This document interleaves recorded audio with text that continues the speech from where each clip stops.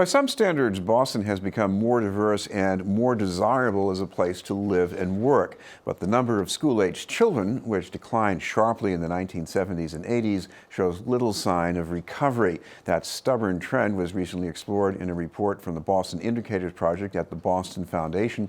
Joining us are two of the authors, the project's senior director, Luc Schuster, and the foundation's assistant director in the Education to Career program, Antoniya Marinova. Thank you both for being with us. Thanks. Thank you.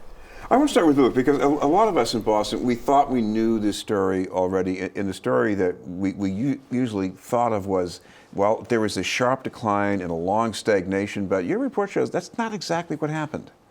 Yeah, it's pretty interesting. I mean, if you look first just at the total population of the city, there's this kind of U-shape. From 1950 to 1980 or so, there was a real decline, but then a real significant rebound from 1980 to today. So good news, sort of total population rebound. But at the same time, during that sort of second phase from 1980 to today, the school-age population of the city has actually declined. So kind of totally divergent trends. Well, there was the decline that really peaked in the 70s and 80s, not surprisingly because of the controversy over desegregation. But there was this recovery and then another decline. What was going on there? Yeah, I think that's exactly the right way to think about it. Two phases of decline. So the more recent phase was sharpest from about 2000 to 2010. We've actually seen a little bit of a rebound from 2010 to today in the city's school-age population, but at that same time, the total populations increased even faster. So I think of the 2000 to 2010 sharp drop as the really beginning of the hot economy and super fast rising housing costs.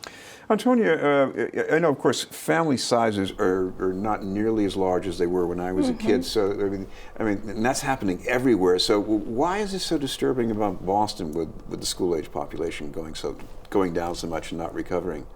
Well, I mean, I wouldn't say that the disturbing trend that we find is specific to Boston. We, in the report, actually do a pretty detailed town-by-town analysis, and we find that other urban parts of our greater Boston region, like Somerville, like Cambridge, are experiencing dramatic declines. I think what's particularly troubling about Boston is that in addition to the decline of school-aged population, we are also seeing increasing levels of isolation of students by race and by family income. And that's foregoing a lot of benefits that research has documented accrue to being educated in diverse and integrated schools. Well, I know in the exam schools you're going to have more diversity and more students who are not coming from households in poverty. But if you get rid of the exam schools, what does the mix look like in Boston? That's right. When we separate enrollment in the exam schools from enrollment in the non-exam schools, which is the vast majority of Boston Public School students, we find that students from low-income families account for 85% of student enrollment. And students who are students of color are, I think close to 90%. So on one hand, exam schools do look more diverse, but that's only a small subset of the public sector, 65,000 students. Look, is this solely about parents looking at the school system and saying, I don't know, I'd rather try something different, or are there some other factors like housing too? Yeah, it's a great question. I think of the data in our report as driven by a wide range of factors. And so the report tries to get into a discussion of kind of the likely factors. And increasingly, I think we found it helpful to think about those factors in two categories. So one is big national trends that are just also playing out here locally, and then the other is local specific factors. So on the national trend side, I'd flag two key things. One is just Americans are having fewer kids across the board along the same sort of 5-6 decade time frame. So birth rates are way down. They're just down even more in high-income coastal cities like Boston.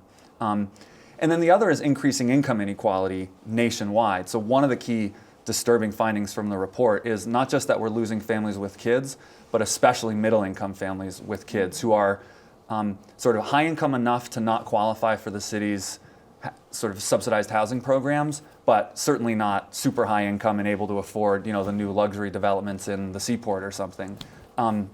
So nationwide, there are just fewer middle-class families across the board, and that's just, again, a sort of sharper issue in high-income cities like Boston. And then the local factors, just like you flagged, I think it sounds exactly right. It's housing costs going up significantly, especially in the last 10 or 15 years, and then concerns around school quality. Right. Antoniya, what about the schools? Because you mentioned more isolation. This is not just that a lot of the students in the non-exam schools are from low-income households, but you even have this demographic isolation. What does that look like? That's right. In fact, I think one of the most striking analyses that we did is look at student enrollment in schools at which 90+% of all students are students of color. And that's become a pretty widely used benchmark for schools to be considered intensely segregated.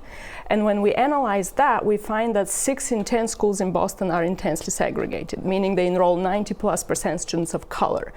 But when we unpack that group and look at individual races and ethnicities, because we know that students of color are not one big monolith, we find further evidence for racial isolation. For example, I think in 134 of our schools, the majority of students enrolled are not just students of color, but students of a single race or ethnicities. And 48% of Black students, 42% of Latino students are attending schools with students who are from the same racial background as themselves.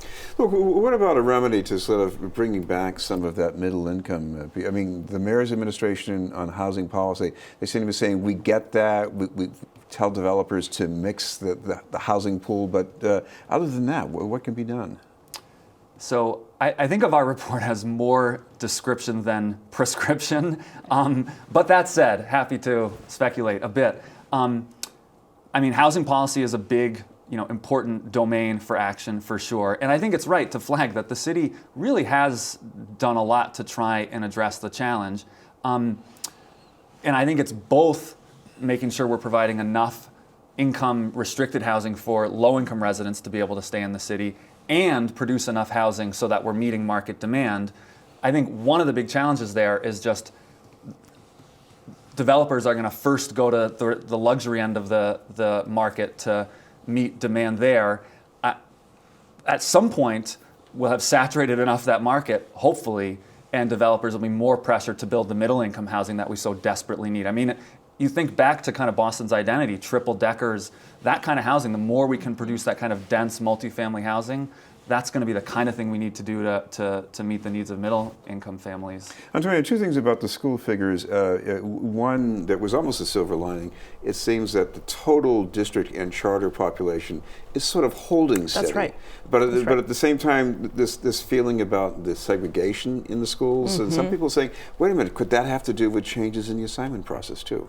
Yes, that's certainly related. And the fact that we see trends towards resegregation by race in our schools is in part related to our continuing residential segregation, because the school assignment process in Boston does take into consideration the school's proximity to the student's home neighborhood. So when we settle in groups, when we live in patterns where our neighbors are from the same part of the world as ourselves or the same race, and our students attend schools that are assigned to be closer to their homes, it inevitably manifests itself in where students go. But to your first point, I do think it's a silver lining that at least our public school population has somewhat stabilized around 65,000.